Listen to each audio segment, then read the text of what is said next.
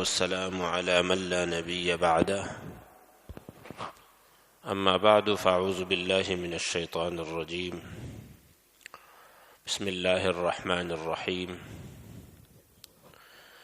يوم يأتي بعض آيات ربك لا ينفع نفسا إيمانها لم تكن آمنت من قبل أو كسبت في إيمانها خيرا وقال رسول الله صلى الله عليه وسلم بادروا بالأعمال سبعا هل تنتظرون إلا فقرا منسيا أو غنى مطغيا أو مرضا مفسدا أو هرما مفندا أو موتا مجهرا أو موتا مجهزا أو الدجال فشر غائب ينتظر أو الساعة فالساعة أدهى وأمر صدق الله وصدق رسوله النبي الكريم۔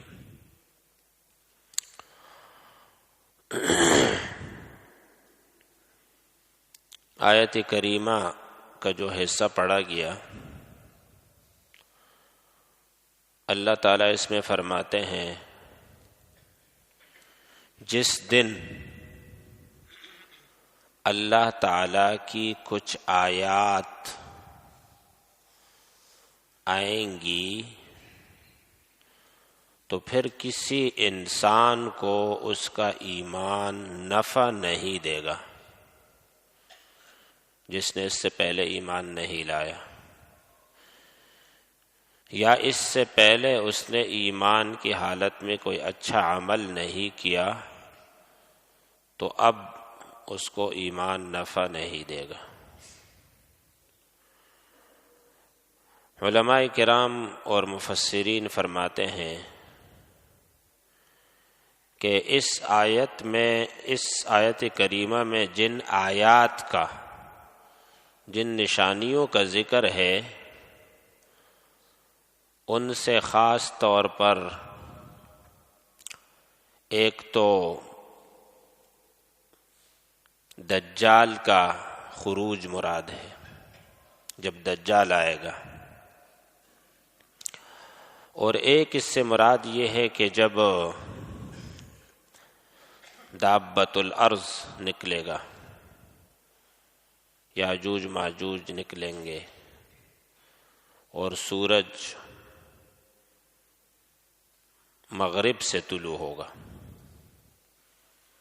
تو پھر اس کے بعد توبہ کا دروازہ بند ہو جائے گا، کفر سے توبہ، گناہوں سے توبہ قبول نہیں ہوگا۔ نبی کریم صلی اللہ علیہ وسلم نبی و آخر الزمان ہے، آخری زمانے کے نبی۔ یہ آخری زمانہ ہے، اس کے بعد کوئی نبی نہیں آئے گا، اور اللہ تعالیٰ نے انسانیت کے لیے جو وقت رکھا ہے وہ ختم ہو جائے گا۔ یہاں بہت سارے دعوے ہیں کہ اتنے ہزار سال سے یہ انسان اس دھرتی پر آباد ہے، اتنے لاکھ سال سے، اتنے کروڑ سال سے، واللہ عالم کہ کتنا عرصہ گزرا ہے انسانیت کو۔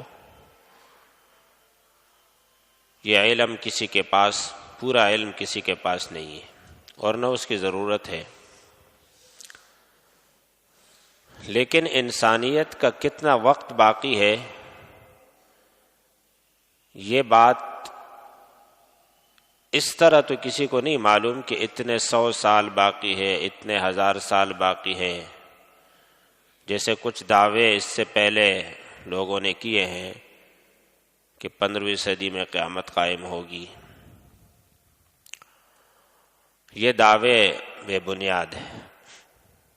ہو سکتا ہے کہ یہ کائنات ہزاروں سال باقی رہے، اس کے بعد جا کے قیامت آ جائے، اور ہو سکتا ہے چند سال بعد قیامت آ جائے۔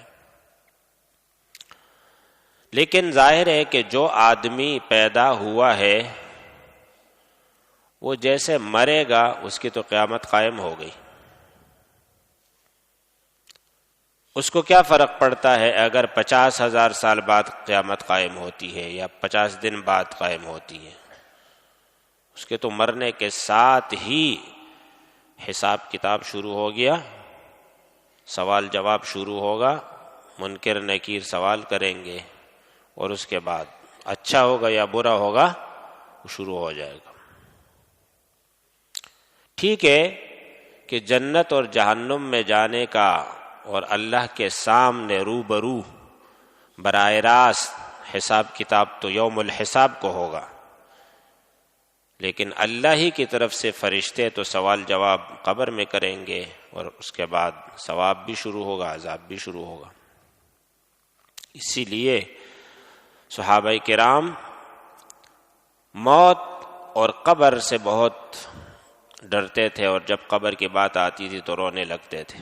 قیامت کی بات پر نہیں روتے تھے زیادہ، جہنم کے تذکرے پر بھی زیادہ نہیں روتے تھے، اس لیے کہ وہ یہ جانتے تھے کہ قبر ہی تو پہلا مرحلہ ہے۔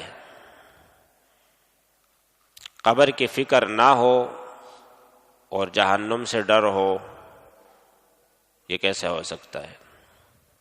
جہنم سے یقیناً ڈر ہونا چاہیے، لیکن سب سے پہلے قبر کی فکر ہونی چاہیے۔ تو من ماتا فقط قامت قیامتہ، جو مر گیا اس کی قیامت شروع ہو گئی۔ اس لیے میں عرض کر رہا ہوں کہ ہر انسان کو اپنے عمل، ایمان اور قبر کی فکر کرنی چاہیے، بجائے اس کے کہ وہ اس علم میں پڑ جائے، اس سوچ میں کہ ابھی تو ہزاروں سال شاید یہ کائنات باقی رہے گی۔ تو میں عرض کر رہا ہوں کہ اس کا کوئی فائدہ تو ہوگا نہیں۔ اگر آپ اچھے عمل والے ہوں گے تو ہزاروں سال کائنات قائم رہے، آپ کو اللہ تعالیٰ نعمتوں سے نوازیں گے، اور اگر خدا نخواستہ آپ برے ہوئے تو جتنا عرصہ لمبا ہوگا عذاب قبر لمبا ہوگا۔ تو اصل تو عذاب قبر ہے اور ثواب قبر ہے اور برزخی زندگی ہے۔ برزخی زندگی وہی ہے جو دنیا کے اور آخرت کے درمیان کی زندگی ہے۔ یہ تو فانی زندگی ہے، قیامت والی زندگی باقی زندگی ہے، اور برزخ والی زندگی درمیانی زندگی ہے۔ تینوں کی حالتیں مختلف ہے۔ یہاں پر اصل جسم ہے، جسم کی لذتیں، راحت، تکلیف، اور روح پس منظر میں ہے، اور برزخ میں روح کے ساتھ سارے معاملات ہوں گے۔ جسم فنا بھی ہو جائے گا، درندے اس کو کھا جائیں گے، مچھلیاں دریا میں کھا لیں گی، قبر کھودیں آپ تو مٹی پڑی ہوئی ہے، لیکن روح باقی ہے، اور روح اور جسم دونوں کا مجموعہ انسان ہے۔ یہاں پر جسم غالب ہے، قبر میں روح غالب ہوگی، اور آخرت میں پھر جسم اور روح دونوں۔ تو نبی کریم صلی اللہ علیہ وسلم آخری زمانے کے نبی ہے۔ قیامت سے پہلے اللہ نے ان کو بھیجا ہے بین یدی الساعہ، قیامت سے پہلے۔ ان سے پہلے لاکھوں انبیاء گزرے ہیں، اور جب نبی کریم صلی اللہ علیہ وسلم آخری زمانے کے نبی ہیں، اور نبی کیوں آتے ہیں؟ لوگوں کو سمجھانے کے لیے، راہ راست پہ لانے کے لیے، ہدایت کے لیے۔ تو کیا یہ ہو سکتا ہے کہ نبی علیہ الصلوۃ والسلام 23 سال یہاں ہمارے درمیان رہیں اور لوگوں کو سمجھائیں، اور اس کے بعد ان کو قیامت تک کے لیے چھوڑ دیں کہ کوئی رہنمائی کرنے والا نہ ہو؟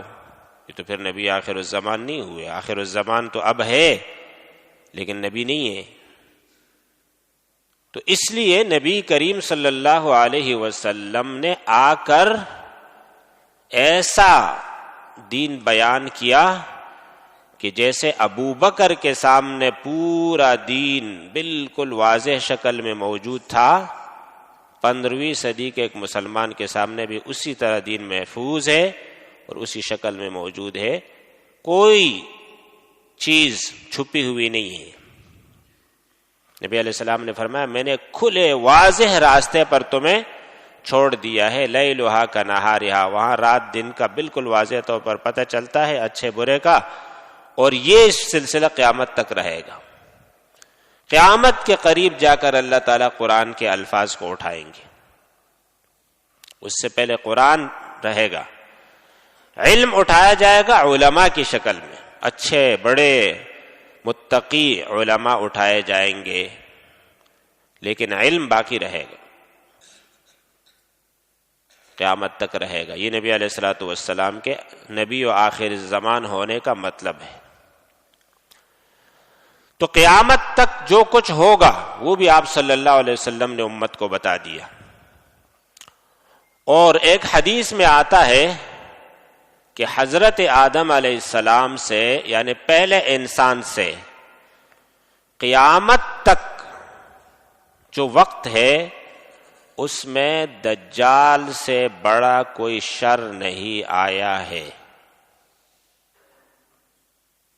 بڑے بڑے فتنے آئے ہیں، آئیں گے، لیکن دجال سے بڑا فتنہ، بڑا شر کوئی نہ آیا ہے نہ آئے گا۔ اس لیے ہر نبی نے اپنی امت کو دجال سے ڈرایا۔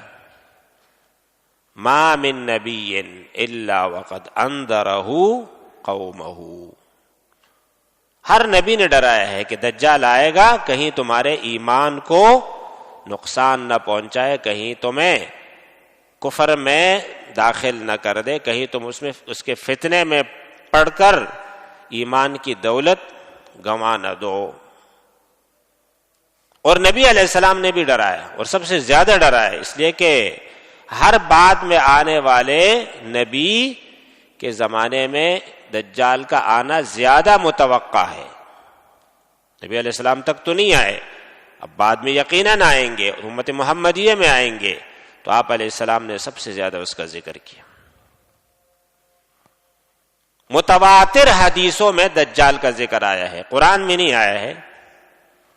اس لیے آج کل کے کچھ لوگ جو منکر حدیث ہے، منکرین حدیث کا بھی ایک فتنہ ہے، جو حدیث کو مانتے ہی نہیں ہے، کہتے حدیث کیا ہے، تو انسانوں کی باتیں ہیں، وہ دجال کا انکار کریں گے کہ قرآن میں کہاں ہے دکھاؤ، اور اس طرح بہت ساری چیزوں کا، یعنی آدھے سے زیادہ دین کا وہ انکار کریں گے کہ وہ قرآن میں نہیں ہے۔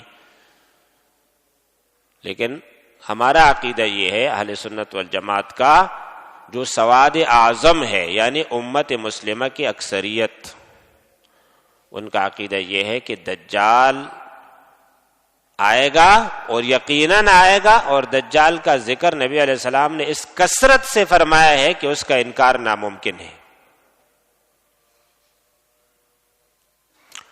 اور نبی کریم صلی اللہ علیہ وسلم نے اس کا اتنا ذکر کیا ہے کہ ایک دعا آپ صلی اللہ علیہ وسلم نے بتائی، اور اس میں ہم وہ دعا پڑھے، بہت سارے تابعین اس دعا کو نماز میں پڑھنے کو واجب کہتے ہیں کہ نماز میں پڑھا کرے۔ ہر مسلمان، ہر نمازی یہ دعا نماز میں ضرور پڑھے، جیسے ربنا آتنا فی الدنیا حسنہ وفی الآخرۃ حسنہ یہ ہم پڑھتے ہیں۔ وہ دعا یہ ہے کہ اللہم انی اعوذ بک من عذاب القبر، اے اللہ میں عذاب قبر سے پناہ مانگتا ہوں۔ جیسے میں نے عرض کیا کہ سب سے مشکل مرحلہ اور پہلا مرحلہ وہ عذاب قبر کا، اور اس کے بعد فرمایا وَأَعُوذُ بِكَ مِن فِتْنَةِ الْمَسِيحِ الدَّجَّالِ، اے اللہ میں مسیح دجال کے فتنے سے آپ کی پناہ چاہتا ہوں۔ مادی وسائل کے ذریعے دجال کا مقابلہ نہیں ہوگا کہ آپ نے بہت مضبوط ملک بنایا ہے، بڑی طاقتور فوج ہے، قلعے ہیں، اعلیٰ اور جدید ترین ٹیکنالوجی ہے، اسلحہ ہے، دجال آپ کا کیا بگاڑ سکتا ہے؟ نہیں، ایمان کی دولت اور عمل صالح آپ کو اور اللہ تعالیٰ کی پناہ آپ کو بچائے گی. تو ہر نماز میں پڑھنے کا یا نمازوں سے پہلے اور بعد میں پڑھنے کے لیے نبی علیہ السلام نے یہ دعا ہمیں بتائی کہ مسیح دجال سے اللہ کی پناہ مانگو. اور مسیح دجال سے جب نبی علیہ الصلوۃ والسلام نے لوگوں کو ڈرایا تو ڈرانے کا مطلب یہ نہیں ہے کہ ڈر جاؤ مسیح دجال سے، خوفزدہ ہو جاؤ.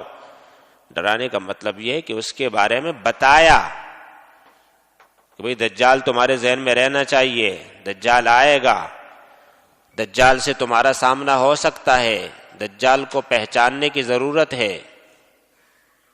جیسے نبی کریم صلی اللہ علیہ وسلم کی بعثت سے پہلے لوگ کیا کر رہے تھے؟ نبی و آخر الزمان کا انتظار کر رہے تھے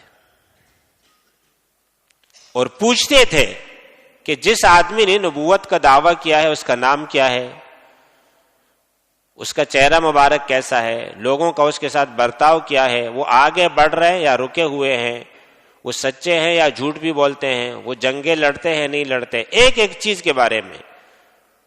اور جیسے جیسے وہ ان کی کتابوں میں، آسمانی کتابوں میں جو علامتیں تھیں وہ جب نبی علیہ السلام کی ذات میں وہ ان کو نظر آتی تھی تو ایمان قبول کرتے تھے. تو علامتیں دیکھنا اور یاد رکھنا یہ خیر اور شر دونوں کے لیے ضروری ہے. خیر آپ کو کیسے ملے گی؟ علامتوں کے ذریعے. شر سے آپ کیسے بچو گے؟ علامتیں دیکھ کر. اس سے غافل رہنا یہ مومنین کا شیوا نہیں. وہ کہیں کہ ہمیں کیا ضرورت ہے دجال کے بارے میں سوچنے کی ضرورت ہے. اور نبی علیہ السلام نے یہی تعلیمات دی ہیں. ایک دن آپ صلی اللہ علیہ وسلم تشریف لائے تو صحابہ تذکرہ کر رہے تھے کہ قیامت آئے گی. آپ علیہ السلام نے فرمایا کیا ذکر چل رہا ہے؟ تو لوگوں نے کہا ہم قیامت کا تذکرہ کر رہے ہیں. تو نبی علیہ السلام نے فرمایا کہ جب تک 10 علامتیں ظاہر نہیں ہوں گی قیامت نہیں آئے گی.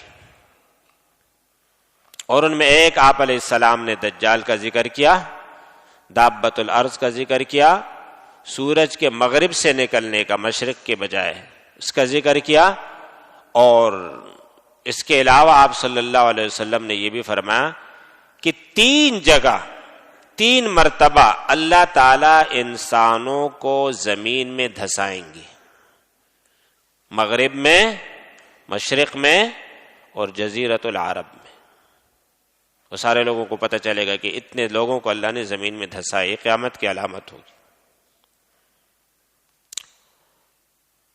تو اپنی قوم کو نبی علیہ السلام نے، مسلمانوں کو نبی علیہ السلام نے دجال کے بارے میں بتایا. اور پھر یہ بھی بتایا کہ دجال جب آئے گا تو اس کے پاس بڑی طاقت ہوگی، اتنی طاقت ہوگی کہ وہ زمین کو حکم کرے گا ساری زمین سرسبز و شاداب ہو جائے گی اور کھیت اگائے گی اور سبزہ اگائے گی، پھل پھول سبزہ کھیت کھلیان، یہ ساری چیزیں ہر طرف فراوانی نظر آئے گی.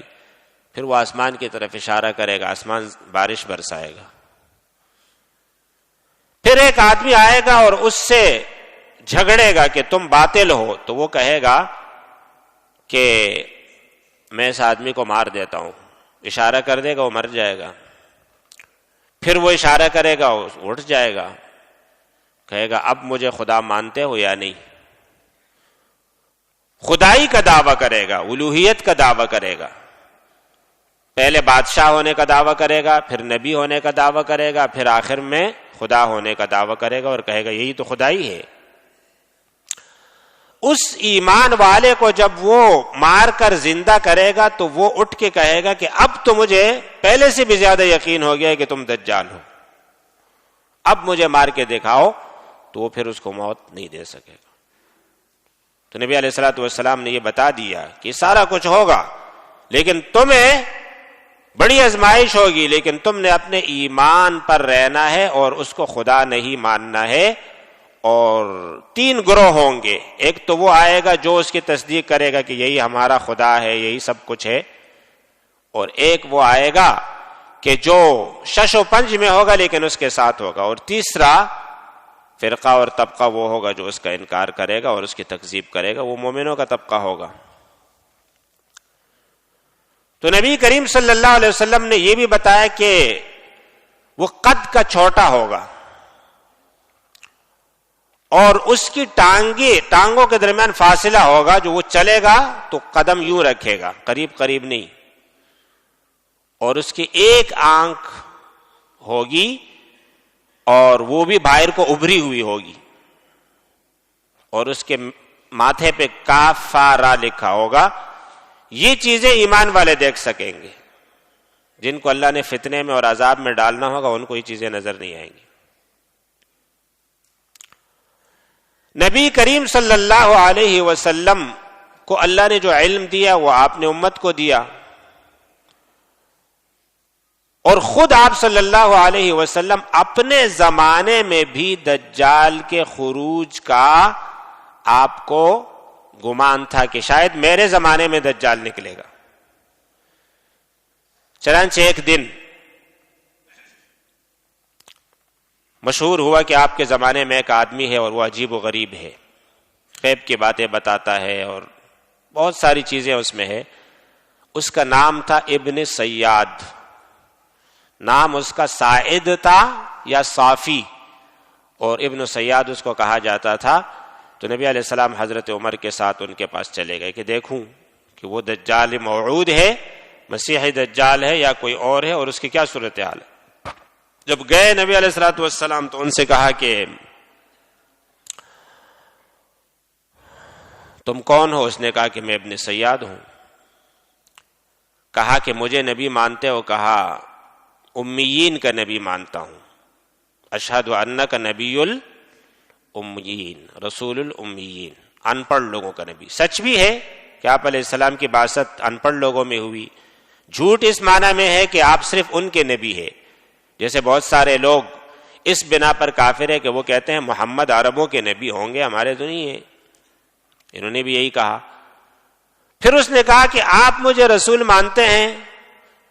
تو نبی علیہ الصلوۃ والسلام نے یہ نہیں فرمایا کہ نہیں، تجھے کیوں رسول مانوں، فرمایا آمنت باللہ وملائکتہ وکتبہ ورسلہ، میں اللہ کے تمام کتابوں پر، تمام رسولوں پر ایمان رکھتا ہوں، رسولوں کے بارے میں میرا ایمان یہی ہے۔ اس کے بارے میں یہ بھی نہیں کہا کہ تم اللہ کے رسول ہو، اور یہ بھی نہیں کہا کہ تم جھوٹے ہو۔ پھر نبی کریم صلی اللہ علیہ وسلم نے فرمایا کہ تمہارے پاس غیب کی خبریں آتی ہے، کوئی آتا ہے تمہارے پاس جیسے انبیاء کے پاس جبریل امین آتے ہیں؟ تو اس نے کہا ہاں میرے پاس آتا ہے۔ نبی کے سامنے وہ جھوٹ نہیں بول سکتا تھا، تو اس نے کہا میرے پاس صادق بھی آتا ہے، کاذب بھی آتا ہے، جھوٹا بھی سچا بھی۔ تو نبی علیہ الصلوۃ والسلام نے فرمایا اس پر معاملہ خلط ملط ہو گیا ہے، یہ نبی نہیں ہے۔ الفاظ آپ صلی اللہ علیہ وسلم کی یہ تھے خلط علیہ الامر، معاملے کو خلط ملط کیا گیا ہے، اس کے پاس نبوت نہیں ہے۔ نبی کے پاس نبوت ہوتی ہے، اس کو ذرہ برابر بھی شک نہیں ہوتا کہ وہ اللہ کے نبی۔ ایک آدمی اس کو رسول مانے پھر بھی وہ اپنے آپ پر اور اپنی نبوت پر ایمان رکھتا ہے، اس کے دل و دماغ میں کوئی شک شبہ نہیں ہوتا۔ پھر نبی کریم صلی اللہ علیہ وسلم نے فرمایا کہ اچھا میں دل میں ایک بات سوچتا ہوں، آپ بتاؤ کیا ہے۔ آپ علیہ السلام نے دل میں بات سوچی، دخان کا لفظ آپ نے دل میں سوچا، دخان، دخان کہتے دھوئے کو۔ فرمایا بولو کیا ہے؟ تو اس نے کہا دخ، دخان کے بارے میں کہا کہ دخ ہے آپ کے دل میں۔ اس حد تک اس کو پتہ چل گیا، دخان نہیں بتا سکا لیکن دخ ہے۔ تو آپ علیہ الصلوۃ والسلام نے فرمایا اخسأ فلن تعدو قدرک، جاؤ دفع ہو جاؤ، تم جہاں تک ہو وہیں تک رہو گے، اس سے آگے نہیں بڑھ سکو گے۔ معاملہ اتنا تشویشناک تھا کہ حضرت عمر رضی اللہ عنہ نے تلوار نکالی اور فرمایا میں اس کو قتل کرتا ہوں، یہ دجال ہے۔ نبی علیہ الصلوۃ والسلام نے فرمایا نہیں، اگر یہ دجال ہے تو اس کو قتل کرنے کے لیے عیسیٰ علیہ السلام آئیں گے، اور اگر یہ دجال نہیں ہے فلا خیر لک فی قتلہ، پھر تم اس کو کیوں قتل کرتے ہو؟ بے گناہ انسان ہے، اس کو قتل کرنے کی ضرورت نہیں۔ نبی کریم صلی اللہ علیہ وسلم پھر بھی گئے، چپکے سے گئے، کہ اس کے قریب جا کے بیٹھے کہ اس کی کیا صورتحال ہے. جب آپ صلی اللہ علیہ وسلم تشریف لے گئے تو وہ ایک درخت کے پاس بیٹھا تھا, ایک کمبل میں لپٹا ہوا تھا, اور اس کی ماں نے اس سے کہا کہ صافی محمد آ رہے ہیں, اٹھو. تو نبی علیہ الصلوۃ والسلام نے فرمایا کاش یہ نہ بتاتی تو ہمیں کچھ پتہ چل جاتا کہ یہ کیا کر رہا ہے اور کیا صورتحال ہے اس کی. آپ مسلسل اس کے بارے میں فکر مند رہے, اور صحابہ کو قطعی طور پر یہ نہیں بتایا کہ یہ دجال ہے یا نہیں ہے. خود آپ علیہ الصلوۃ والسلام تشریف فرما ہے, اور معاملہ ایسا ہی رہا. اور نبی علیہ السلام کے بعد عبداللہ ابن عمر جو ایک جلیل القدر صحابی ہے اور عالم ہے صحابہ میں سے, انہوں نے فرمایا کہ واللہ انہ لہو الدجال المسیح, یا لہو المسیح الدجال, یہی ہے مسیح دجال, قسم کھائی. اور ایک مرتبہ حضرت ابو سعید خدری رضی اللہ عنہ کا ان کے ساتھ سفر ہوا حج کے لیے. آپ رضی اللہ عنہ بھی جا رہے تھے اور یہ بھی جا رہا تھا. تو راستے میں حضرت ابو سعید خدری رضی اللہ عنہ بھی بہت بڑے انصاری صحابی ہیں. وہ فرماتے ہیں کہ ایک جگہ ایسا ہوا کہ سارے لوگ ادھر ادھر گئے, میں رہ گیا اور ابن سیاد.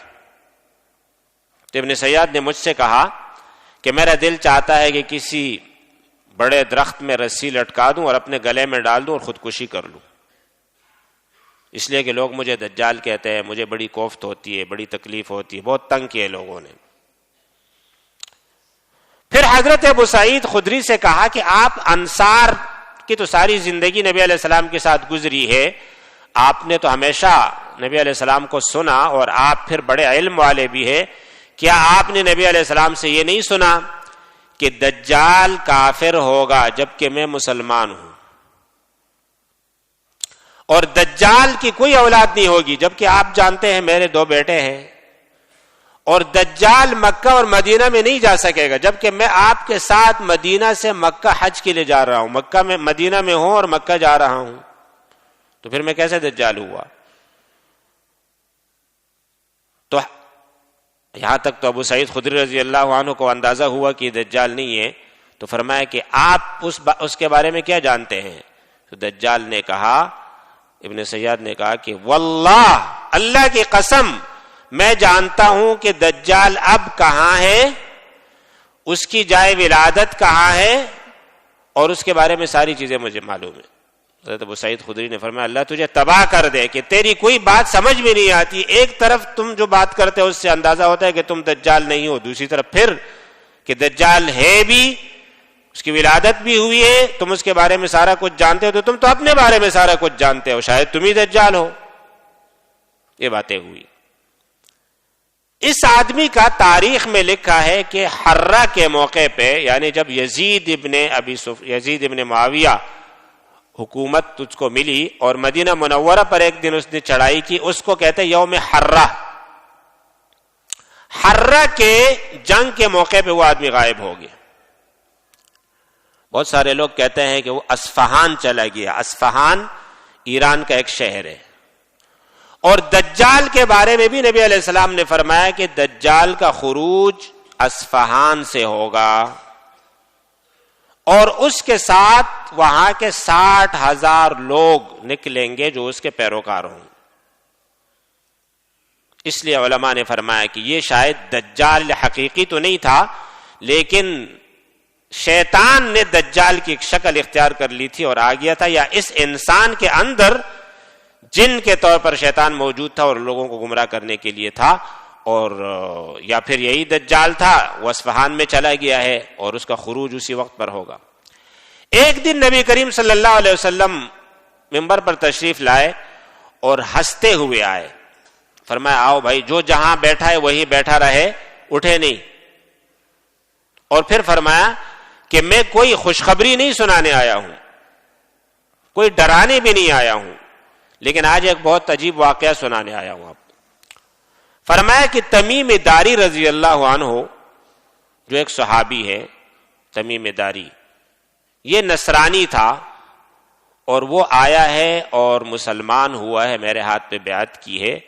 اور اس نے ایک واقعہ سنایا کہ ایک دن ہم جا رہے تھے چند لوگ ایک خاص قبیلے کے، لخم اور جزام قبیلے کے، تو فرمایا کہ سمندر میں ہم سفر کر رہے تھے، ایک جگہ جا کے سمندر کی طغیانی اتنی تھی کہ ہم کٹ گئے اور ہماری کشتی کا کوئی رخ جو ہے ملاحوں کو نہیں معلوم ہو رہا تھا کہ ہم کیسے واپس جائیں۔ 1 مہینے تک ہم اس کشتی میں جاتے رہے اور پھر ایک جزیرے میں جا کے ہماری کشتی رک گئی۔ فرمایا جیسے ہم اترے تو سامنے سے ایک مخلوق آ رہی تھی جس پر بال ہی بال تھے اور اس کے اگلے اور پچھلے حصے کا کوئی پتہ نہیں چل رہا تھا۔ ہم ڈر گئے، لیکن ہم نے کہا کون ہو تم، کیا ہو تم؟ تو اس نے آگے سے کہا کہ میں جساسہ ہوں۔ جساسہ کا مطلب یہ کہ وہ جاسوسی کرنے کے لیے ہے، اور کہا کہ آؤ تم ایک آدمی سے ملاتا ہوں۔ ہم چلے گئے تو ایک آدمی تھا، اس کے ہاتھ بھی بندھے ہوئے تھے، پاؤں بھی بندھے ہوئے تھے، زنجیروں میں جکڑا ہوا تھا۔ جب اس آدمی کو ہم نے دیکھا تو عجیب و غریب ڈراؤنے شکل کا تھا۔ ہم نے اس سے کہا کہ تم کون ہو؟ تو اس نے کہا کہ پہلے تم سے سوال کرتا ہوں، مجھے یہ بتاؤ کہ نخل بیسان کا کیا حال ہے؟ بیسان کو صحابہ جانتے تھے، باغ ہے کھجوروں کا۔ تو فرمایا کیا مطلب، کیا حال ہے؟ فرمایا کہا کہ وہاں پر پھل آتے ہیں اس باغ میں؟ اس نے کہا ہاں آتے ہیں۔ اس نے آگے سے کہا کہ ایک دن آئے گا کہ وہاں کوئی پھل نہیں ہوگا، اس باغ میں کوئی درخت پھل نہیں دے گا۔ پھر کہا کہ ایک چشمے کے بارے میں کہا کہ وہ چشمہ جو شام کے قریب ہے وہ ہے؟ انہوں نے کہا ہاں وہ ہے، اور اس سے لوگ پانی لے کے اپنے کھیتوں کو سیراب کرتے ہیں، باغوں کو سیراب کرتے ہیں۔ ٹھیک ہے، ایک دن آئے گا وہ چشمہ سوکھ جائے گا۔ پھر اس نے کہا کہ بحیرہ طبریہ، دریائے طبریہ، طبرستان، وہ ہے؟ اس نے کہا وہ ہے۔ اس میں پانی ہے؟ جی ہے۔ کہا یہ بھی ختم ہوگا۔ پھر کہا کہ امیین کا نبی آیا ہے؟ باتیں مل رہی ہے ابن سیاد کی اور اس کی۔ تو اس نے کہا امیین کا نبی مکہ میں آیا ہے اور وہاں سے پھر یثرب چلا گیا ہے۔ کہا لوگ اس کے ساتھ مل رہے؟ کہاں مل رہے۔ اس نے آگے سے کہا لوگوں کی خیر اسی میں ہے کہ اس کی اتباع کرے، اور کہا کہ میں جلد نکلوں گا اور میں مکہ نہیں جا سکوں گا، مدینہ نہیں جا سکوں گا۔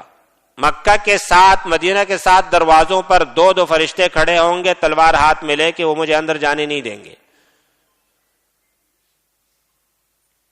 یہ باتیں بتائی تو پھر حضرت تمیم داری نے آ کے یہ قصہ سنا کہ میں نے اپنی آنکھوں سے دیکھا، ہمارے ساتھ پورا قافلہ تھا، اور یہ باتیں سن کے مجھے یقین آ گیا کہ جو مکہ مکرمہ میں نبوت کا دعوے دار اٹھا ہے وہ سچا ہے۔ اس مخلوق سے مجھے اندازہ ہوا اور میں دوڑے آیا اور آپ کے ہاتھ پہ بیعت کر رہا ہوں۔ نبی علیہ السلام نے فرمایا کہ میرے لیے اس میں کوئی انکشاف نہیں ہے، یہ ساری باتیں میں نے آپ کو بتائی ہیں پہلے۔ صحابہ نے کہا ساری بتائی ہے؟ فرمایا اس نے اس کی تصدیق کر دی۔ اس بنا پر علماء فرماتے ہیں کہ دجال موجود ہے، پیدا ہو چکا ہے اور اس کا خروج ہوگا۔